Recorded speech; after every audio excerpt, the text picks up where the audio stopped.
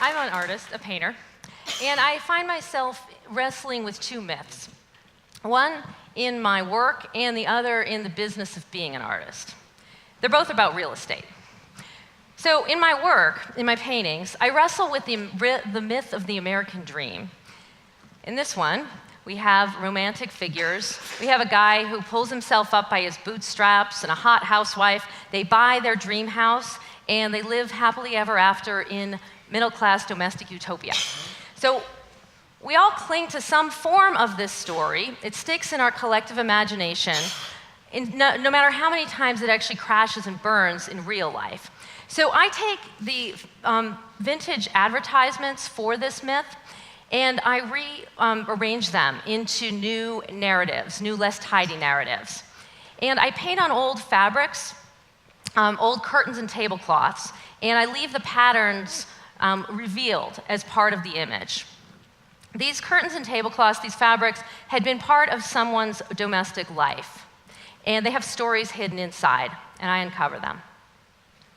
Second myth is the myth of the artist. This one we have a different romantic figure. He's impoverished, impractical, bad at math, frequently inebriated, and given to throwing things around. His dream house is a drafty garret in which he wastes away consumptively until he is forced to relocate due to either raised rent or his own ineptitude. Now, this character has been with us in one form or another since the Renaissance, but his particular story of garret and rent first shows up in 19th century France when Henri Murger wrote Scenes in the Life of Bohemia, a story of stories of artists in drafty garrets that was being written just as Baron Haussmann was bulldozing many of those same drafty garrets to make way for the boulevards of modern Paris. And this story stuck in the imagination too. It was adapted into the opera La Bohème, the hit Broadway musical Rent, and countless other pop culture adaptations. I have a third story about real estate, but this one's true and it's mine. So as I said, I'm a painter. I need a place to paint. And for 10 years, I found it here in this building, 619 Western Avenue in Seattle's central waterfront area.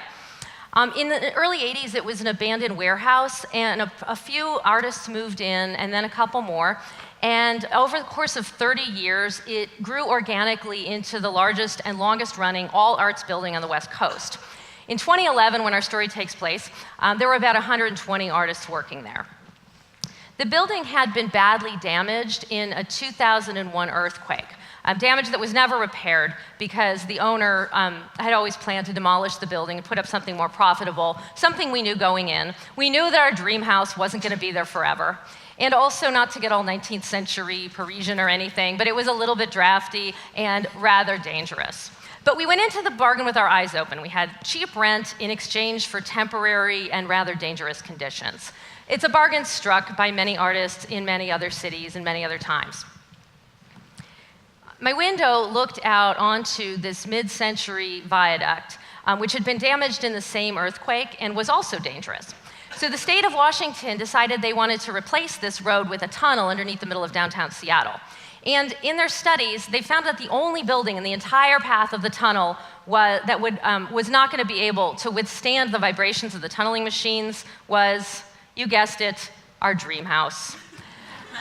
The artists were going to have to move. The artists were going to have to move. Oh, wait, I know this one. It's a tragedy, right?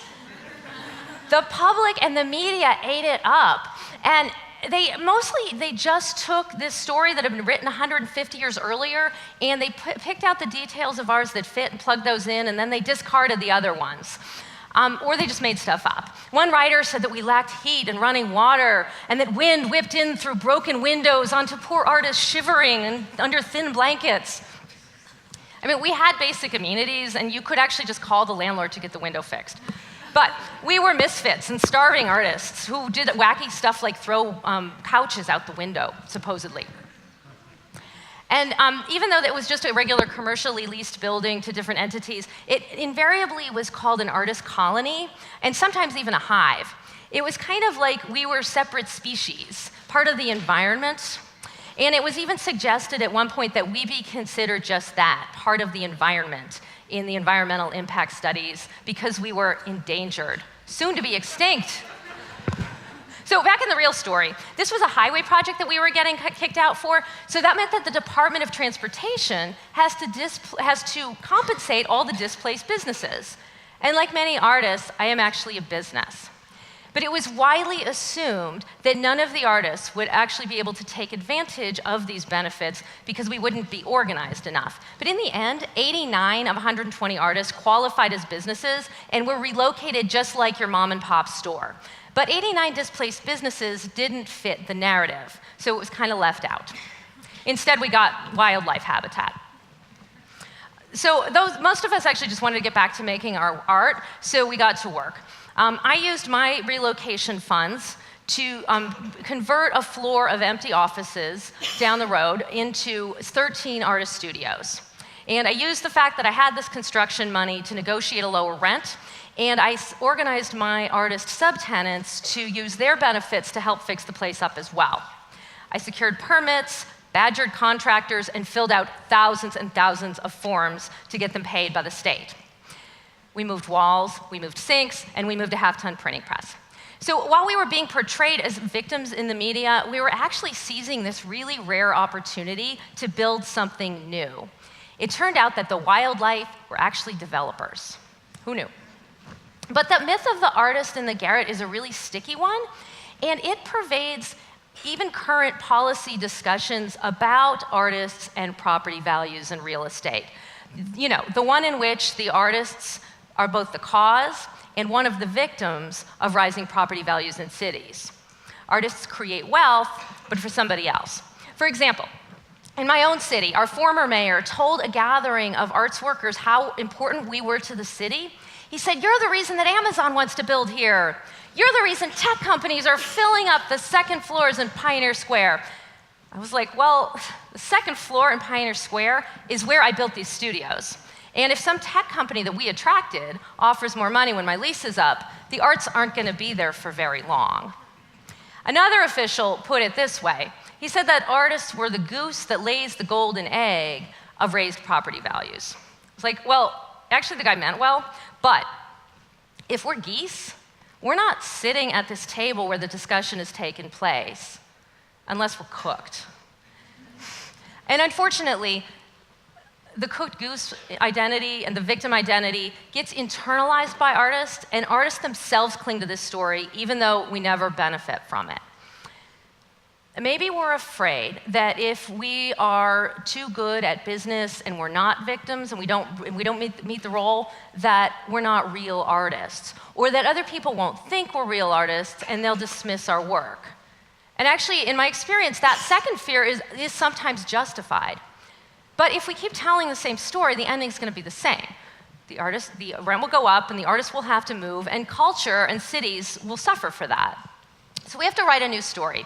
We have to paint a new picture. Write a new story, paint a new picture. Man, it's too bad we don't know anybody that knows how to, oh wait, artists know how to do that. I used my own creative powers. I was able to actually write a new ending to my story by using my creative energy to make use of some resources that happen to appear at the moment. It made me realize that all artists can harness their creative powers to help solve this problem instead of just sitting there being victims. We can build new spaces, but we can also build new structures and new partnerships that let us stay in those communities that we create and that we help create and enrich. And some artists are already doing this. A friend of mine leased a warehouse and converted it into a bunch of artist studios. And that brought the rental value and the property value up quite a bit. But he used the equity to buy the building. And he created a new model where the artists are stockholders. They get to share in the economic value that they create. You know, if we lose this character of the tragic artist, we can maybe write a new ending. We can write new endings like that one. So what if, instead of wildlife, artists thought of ourselves as business people? What if, instead of shivering in the garret, we bought the building? That sounds an awful lot like the American dream. Thank you.